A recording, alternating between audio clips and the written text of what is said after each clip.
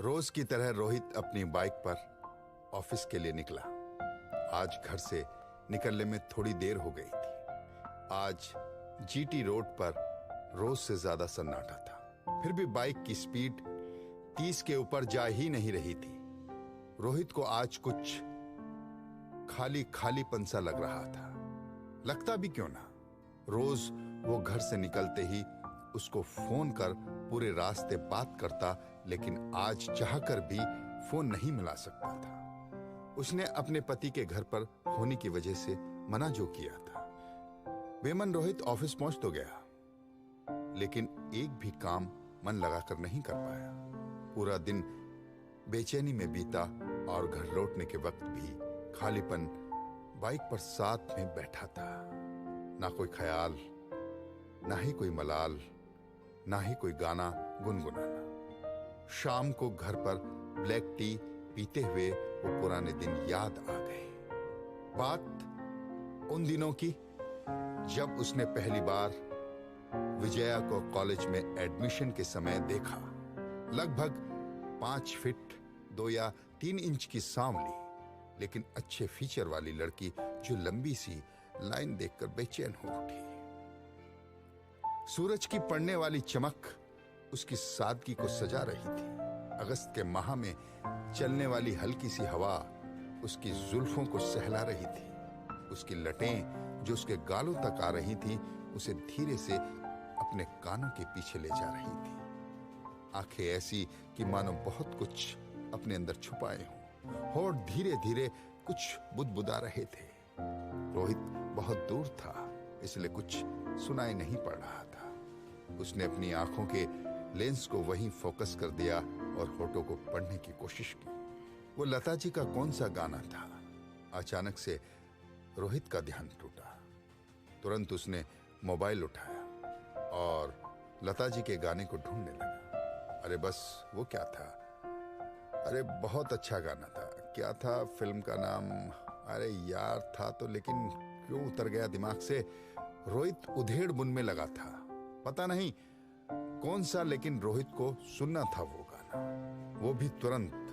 लता top 50 की list में जैसे ही नजर पड़ी, वो गाना एयरटेल विंक पर डाउनलोड होने लगा और ब्लूटूथ से स्पीकर कनेक्ट हो गया।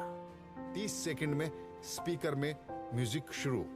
ब्लैक टी का लास्ट सिप कर कप टेबल पर रख रोहित दोनों आंख बंद गाने को महसूस करने को तैयार था। क्या जानूं सजन होती है, क्या गम की शाम, जल उठे सो दिए जब लिया तेरा नाम। जैसे ही लता जी की आवाज गूंजी, मानो एक साथ कई पल जी लिए हों रोहित ने। गाने में डूबने के बाद कोई और बात याद नहीं आई, लेकिन सुबह से गुमसुम मन में स्फूर्ति जरूर आ गई थी। रात के खाने को बाइक निकली। स्पीड तेज थी और होठों पर गाना लता जी का। होटल में खाने के ऑर्डर लेने के बाद मेज सजी थी और रोहित बन गया लता जी। खाने के बाद घर की नुक्कड़ वाली दुकान पर बाइक रुकी और सिगरेट सुलगाई गई। यूं तो आदत में शुमार नहीं था, लेकिन माहौल ऐसा बन गया था कि रोहित आज सिगरेट जलाते हुए घर की तरफ बढ़ लिया। आज नींद आने का सवाल ही पैदा नहीं होता, क्योंकि कई सालों बाद पुरानी यादें जो थी साथ में। रोहित को अपनी विजया से पहली मुलाकात की याद आ रही थी। विजया अपनी सहेलियों के साथ कैंटीन में बैठी थी और रोहित अपने म्यूजिकल फंक्शन के लिए वहीं रिहर्सल कर रहा था। रोहित के गिटार की धुन से ही विजया खिंची चली आई थी। रिहर्सल के बाद वो रोहित से मिली और बोली, आप गिटार बहुत अच्छा बजाते हैं और आजकल लोगों को संगीत की कद्र ही कहाँ है। रोहित ने उस पर हामी भरते हुए उसका परिचय लिया। बातचीत में पता चला कि विजया को भी संगीत का बहुत शौक है, और वो भी पुराने गीतों का। रोहित की पसंद का कोई स्लैब नहीं था। गाने वो जो दिल को अच्छे लगे वही रोहित की पसंद थी। जैसे जैसे म्यूजिकल फंक्शन का दिन पास आ रहा था, रोहित का टाइम क्लास में कम, कैंटीन में ज्यादा बीत रहा था। इस बीच रोहित और विजया की मुलाकातों का दौर बढ़ता जा रहा था। दोस्ती और गहरी होती जा रही थी। विजया के लिए तो रोहित सिर्फ दोस्त था, लेकिन रोहित के लिए विजया उस धुन की तरह हो चुकी थी जो वक्त वे वक्त उसके दिल में बजती रहती थी। जब भी दोनों मिलते, विजया अपनी कहानी किसे सुनाती रहती और रोहित बड़े ध्यान से सब सुनता रहता। हिम्मत तो ना थी रोहित की कुछ बोल पाने की, क्योंकि वो किसी भी हाल में विजया को खोना नहीं चाहता था।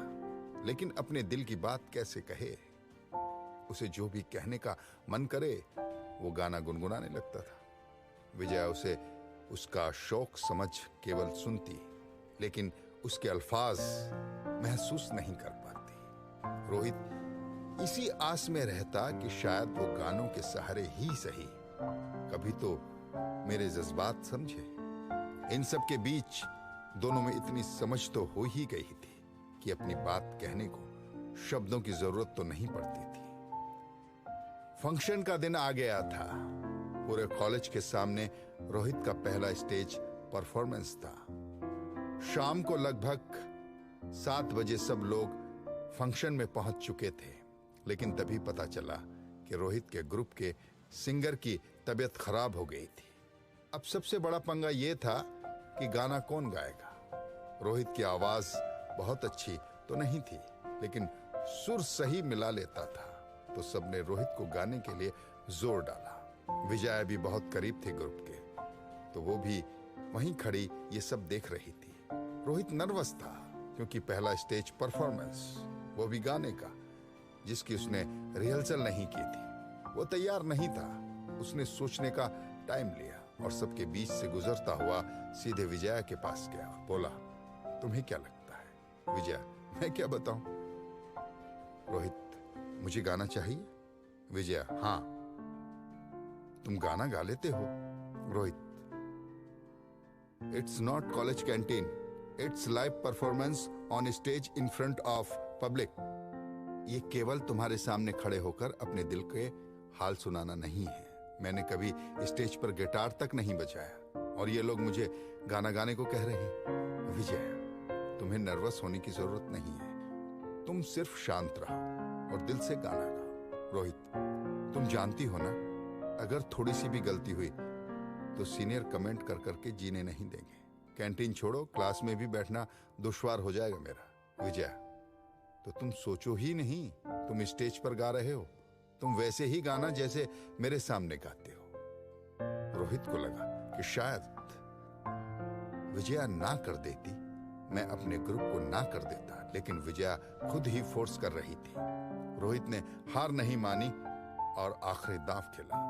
रोहित, ठीक है, लेकिन एक शर्त है कि तुम्हें भी मेरे साथ स्टेज पर चलना होगा, वरना अपना परफॉर्मेंस कैंसिल।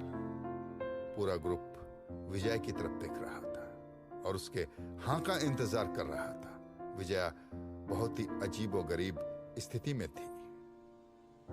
बड़ा सोचकर उसने रोहित को हाँ कर दिया। अब समस्या थी सॉन्ग सिलेक्शन की।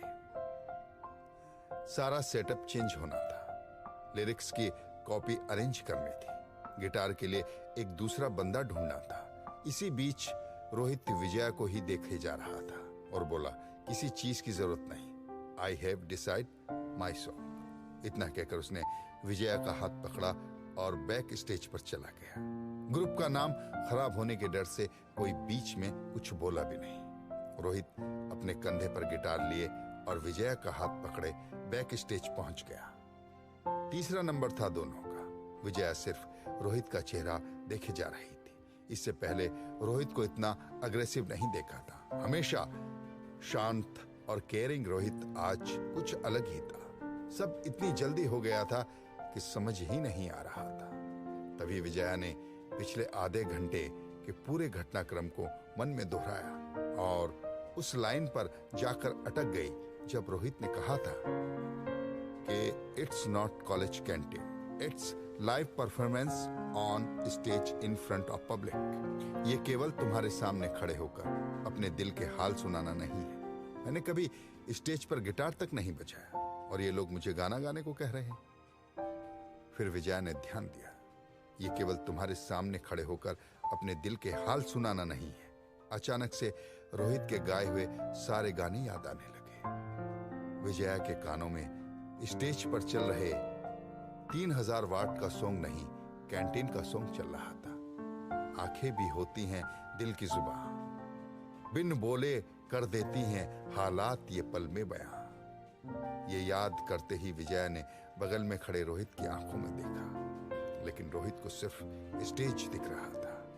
रोहित के चेहरे पे भाव ऐसे लग रहे थे जैसे योद्धा रणभूमि में जाने को अपनी बारी का इंतजार कर रहा हो।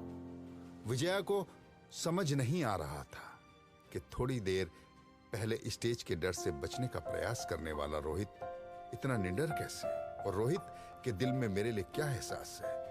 विजया से रोहित ने पूछा भी, तुम क्या कह रहे थे कि ये केवल तुम्हारे सामने खड़े होकर अपने दिल के हाल सुनाना नहीं है, इसका क्या मतलब था? तब तक स्टेज पर अनाउंस हो चुका था और आपके सामने आने वाले हैं आपके अपने कॉलेज का बैंड द बीट्स। रोहित ने विजया की तरफ देखा, जैसे उस पे ना समझने का इल्जाम लगा रहा, और उसका हाथ पकड़कर स्टेज पर ले गया। ना कोई ड्रम, ना कोई कैसियो, और ना है कोई दूसरा इंस्ट्रूमेंट। हर कोई देखकर हैरान था। माइक के पास 2 चेयर, हल्की सी स्पॉटलाइट, परफेक्ट स्टेज। सारी ऑडियंस में सन्नाटा था। रोहित के चेहरे से अग्रेशन जा चुका था, चेहरे पर स्थिरता आ चुकी थी, गिटार के तार छिड़ चुके थे। सामने वाली कुर्सी पर विजया थी। रोहित ने अपनी बंद आंखें खोली और उसके सामने बैठी विजया के चेहरे पर टिका दी। रोहित ने गाना शुरू किया।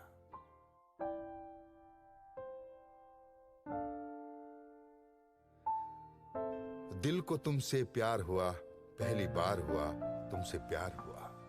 अब विजया के लिए कुछ भी समझ पाना मुश्किल नहीं था। रोहित के चेहरे पर उसका प्यार साफ दिख रहा था। उसे ऐसा लगा जैसे रोहित ने अपना पूरा दिल खोल के सामने रख दिया। रोहित को विजया के अलावा कुछ दिखाई नहीं दे रहा था। उसे याद ही नहीं रहा कि वो स्टेज पर गा रहा है।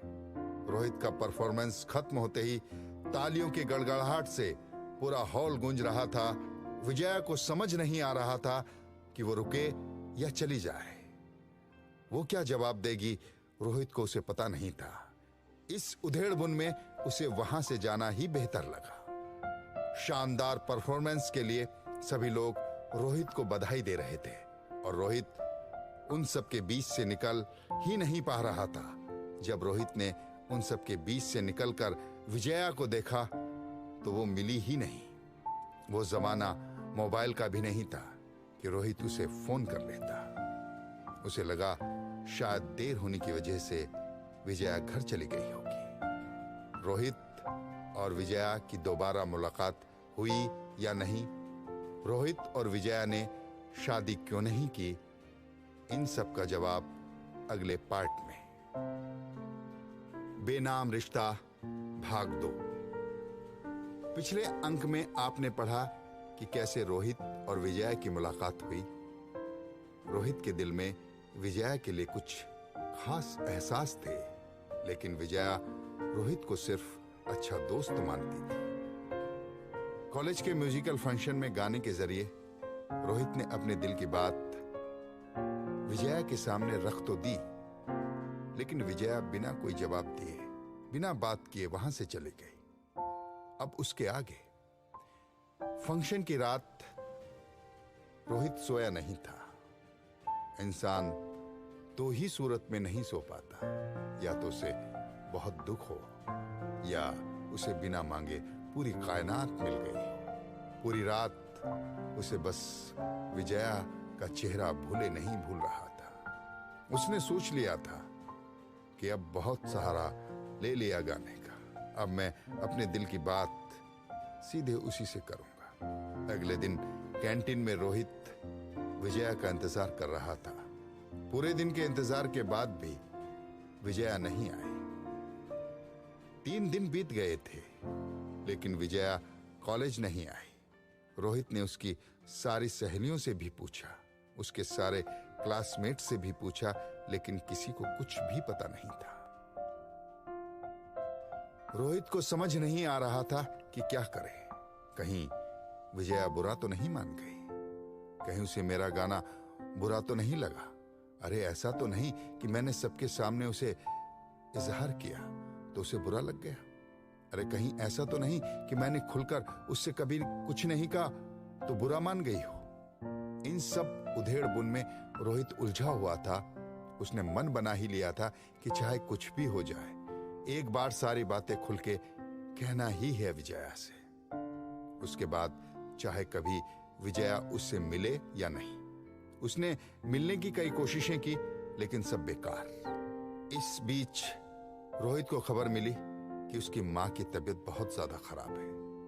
रोहित की जिंदगी में विजया से पहले दो ही चीज थी जिससे वो बेइंतहा प्यार करता था, उसकी मां और म्यूजिक। रोहित के पिताजी पहले ही गुजर चुके थे। रोहित खबर मिलते ही गांव रवाना हो गया। गांव पहुंचने पर रोहित को पता चला कि डॉक्टर ने मां को जवाब दे दिया है। 3 महीने या बहुत ज्यादा 6 महीने बस। रोहित अंदर से टूट चुका था। उसे इस समय विजया की सबसे ज्यादा जरूरत थी, लेकिन विजया को खबर करता भी तो कैसे। उसने मां के पास रुकने का ही निर्णय लिया और मां को एहसास नहीं होने दिया कि वो चंद दिन की ही मेहमान है। मां कहती, बेटा मैं ठीक हूं, तू जाकर अपनी पढ़ाई कर। और रोहित केवल यही कहता कि कलेक्टर बनकर क्या करूंगा, तेरे पास रहकर पिताजी की जमींदारी का काम देखूंगा। धीरे धीरे 15 महीने बीत चुके थे। मां की हालत सुधरती और फिर बिगड़ जाती। एक दिन अचानक से सुबह मां की तबीयत ज्यादा बिगड़ी और अस्पताल ले जाते समय ही मां रोहित का साथ छोड़ ईश्वर के पास चली गई। रोहित मां के अंतिम संस्कार के बाद गंगा घाट पर बैठे पिछले 15 माह याद किए जा रहा था, जिस मां ने बचपन से पाला, अपना जीवन मेरे लिए जिया और कभी भी इस चीज का एहसास नहीं कराया। मैं एक लड़की जिससे मिले हुए साल भर भी नहीं हुआ, उसको खोने का डर है मुझे। जिंदगी की कुछ गहराई को समझने की कोशिश में घंटों वो गंगा की लहरों को देखता रहा। रोहित वापस अपने कॉलेज आया तो सभी दोस्त उसे सहानुभूति देने पहुंचे। सबके जाने के बाद विजया भी आई। चुपचाप बैठे रोहित के हाथ अपने हाथ में लेकर विजया बोली, सब ठीक हो जाएगा। मां तो वापस नहीं आ सकती, लेकिन उसका आशीर्वाद हमेशा तुम्हारे साथ तो रहेगा ना। इससे अच्छा वक्त नहीं था रोहित के पास। विजया के दिल में हमदर्दी भी थी और आंखों में विश्वास भी कि मैं तुम्हें छोड़कर कहीं नहीं जा रही। लेकिन रोहित ने कुछ भी नहीं कहा। उसने मन बना लिया था कि अब जिंदगी में कुछ खोना नहीं। विजया अच्छी दोस्ती ही बनी रहे, यही बहुत है। विजया और रोहित की रोज मुलाकात होने लगी, लेकिन वो पहले वाली बात नहीं थी। ऐसा नहीं था कि रोहित अब भी विजया को चाहता नहीं था या उसका ध्यान नहीं रखता था, लेकिन पहले की तरह जताने की कोशिश नहीं करता था। दोनों मिलते, घूमने जाते, कभी पिक्चर का प्रोग्राम तो कभी लॉन्ग ड्राइव का, कभी मैकडोनाल्ड में बर्गर और कभी पार्क में घंटों साथ बैठे रहते बिना बात किए। कहते कुछ नहीं, लेकिन साथ रहना अच्छा लगता था। कहीं न कहीं विजया के दिल में भी रोहित के लिए जगह तो थी, लेकिन इस रिश्ते का कोई भविष्य ना होने की वजह से उसने पहल नहीं की। गांव में पिताजी की जमीन का काम ठंडा पड़ने लगा था, तो रोहित ने गांव जाकर सब बेचने का मन बना लिया। इस काम में रोहित को काफी समय लग गया। इस बीच विजया की शादी की खबर मिली। रोहित शादी के ठीक एक दिन पहले विजया से मिलने उसके घर पहुंचा। उसने अपने सारे जज्बात रख दिए विजया के सामने। विजया, मैं ये नहीं कहूंगा कि मैं तुम्हें उस दिन से चाहता हूं, जिस दिन से मैंने तुम्हें देखा था, बस तुम अच्छी लगी। तुम्हारी और मेरी पसंद शायद ना मिलती हो, लेकिन मुझे हर वो चीज पसंद है जो तुम्हारी है।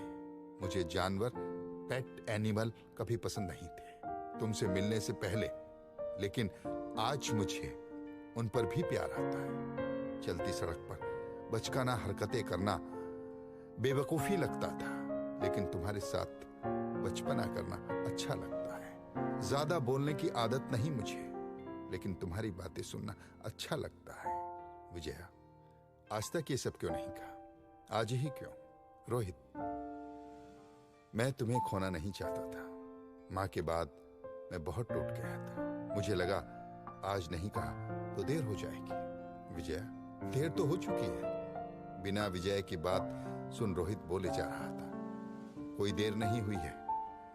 मैं मम्मी पापा से बात कर लूंगा। मैं कोई कॉलेज का लड़का नहीं रह गया हूं। मेरे पास बहुत पैसे हैं। मैं अपना बिजनेस शुरू करूंगा। तुम्हें पूरी जिंदगी कभी कोई तकलीफ नहीं होने दूंगा। तुम बस इस शादी के लिए मना कर दो। विजया बहुत कोशिश कर रही है समझाने की, लेकिन रोहित सुनने को तैयार ही नहीं था। इन सब के बीच कब विजया की मां कमरे में आ चुकी थी।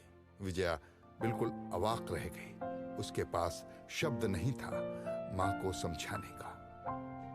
लेकिन रोहित ने जैसे ही उनकी तरफ देखा, रोहित के चेहरे के भाव बदल चुके थे। शायद उसे अपनी मां का ख्याल आ गया। पता नहीं उसने क्या देखा विजय की मां की आंखों में। वो उनके पास गया, उनका हाथ अपने हाथ में लिया और बोला, आपको मेरी वजह से कभी कोई तकलीफ नहीं होगी। विजया बहुत अच्छी लड़की है। जहां भी जाएगी उस घर को स्वर्ग बनाकर रखेगी। और ऐसी लड़की की मां की आंखों में आंसू नहीं होने चाहिए। बस इन सब के बारे में आप अंकल से कुछ मत कहिएगा। शायद वो समझ ना पाए। आप मां हैं, आप समझ सकती हैं, वो नहीं। अभी तक ना ही विजया और ना ही उसकी मां समझ पा रही थी कि रोहित कहना क्या चाहता है। कहीं रोहित भागने की बात तो नहीं कर रहा है, या फिर कहीं वो लड़के में घर वालों से कुछ कह ना दे। ऐसा तो नहीं कल शादी वाले दिन रोहित कोई बवाल कर दे। अगले 5 सेकंड भी बहुत भारी पड़ रहे थे मां बेटी पर। रोहित ने अपनी बात खत्म की। विजय की मां के पैर छुए और वापस विजय की तरफ बढ़ा। अपने दोनों हाथ उसके गालों पर रखे और माथे पर किस किया। अभी तक किसी को कुछ समझ नहीं आ रहा था और ना ही कोई कुछ बोलने वाली स्थिति में था। रोहित कमरे के बाहर जाते जाते वापस मुड़ा और विजया से बोला, शादी मुबारक हो।